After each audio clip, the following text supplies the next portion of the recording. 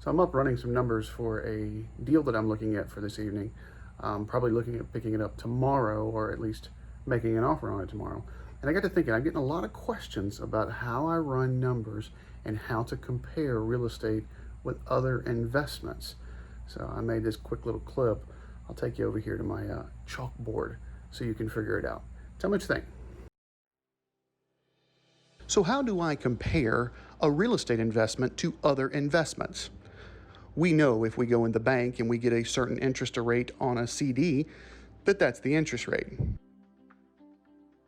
We know if we buy stocks and we get a certain dividend, we can calculate what our rate of return is. How do we do that on real estate?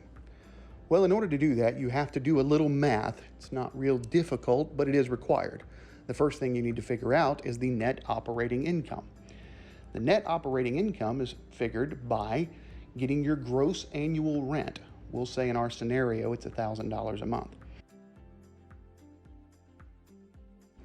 And our taxes on this property are $100, and our insurance is $150, and our management's $100, and our maintenance is $50. So our monthly expenses are $400, and we are getting an income of $1,000. Well, in order to get a net operating income, we have to turn these to annual numbers. So it's $12,000 annual rent, $4,800 in annual expenses for a net operating income of $7,200. That's great if we want to figure out the property's capitalization rate. What we would do is take that net operating income of $7,200 and divide it by the purchase price. Ours on this example is $100,000 because I like easy math. And our capitalization rate is 7.2%. That's for the property.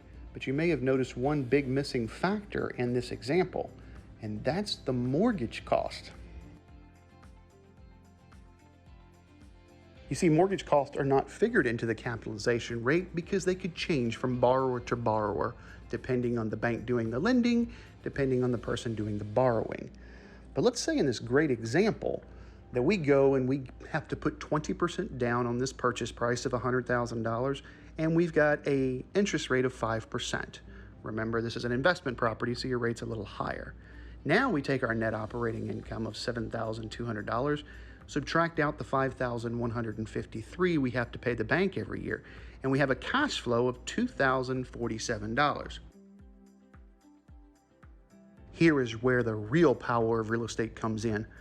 That cash flow of $2,047, we now divide that into $20,000 because that is all we had to put down.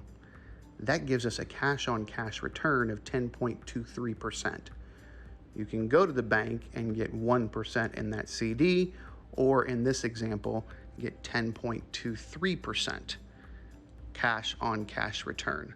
That's how you compare the two investment styles.